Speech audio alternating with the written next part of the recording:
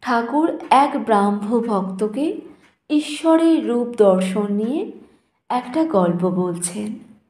ঠাকুর ব্রাহ্ম ভক্তকে বলছেন, একটা গল্প শোনো। একজন বাচ্চা গেছিল।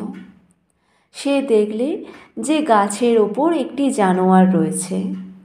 সে এসে আর একজনকে বললে, দেখো অমুক গাছে একটি সুন্দর লাল রঙের জানোয়ার দেখে এলাম।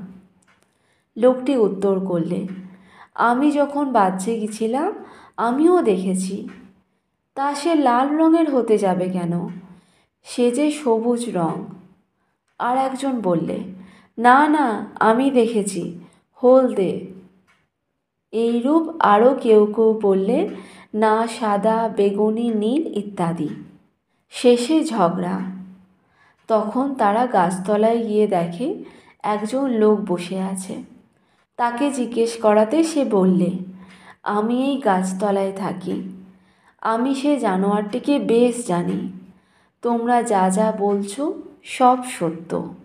সে কখনো লাল, কখনো সবুজ, কখনো হলদে, কখনো নীল, আবার কত যে কি হয়, বহুরূপী। আবার কখনো দেখি কোনো রঙই নাই, কখনো সগুণ, কখনো নির্গুণ। অর্থাৎ যে ব্যক্তি সদা সর্বদা ঈশ্বর চিন্তা করে সেই জানতে পারে তাঁর স্বরূপ কী। সেই ব্যক্তি জানে তিনি নানা রূপে দেখা দেন, নানাভাবে দেখা দেন।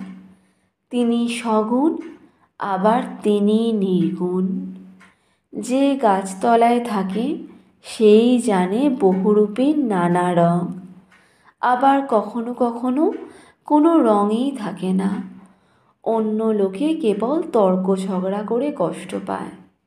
কবির বলতো, নিরাকার আমার বাপ, সাকার আমার মা। ভক্ত যে রূপটি ভালোবাসে সেই রূপে তিনি দেখা দেন। তিনি যে ভক্ত বৎসল। পুরাণে আছে, বীর ভক্ত হনুমানের জন্য তিনি রাম রূপ ধরেছিলেন।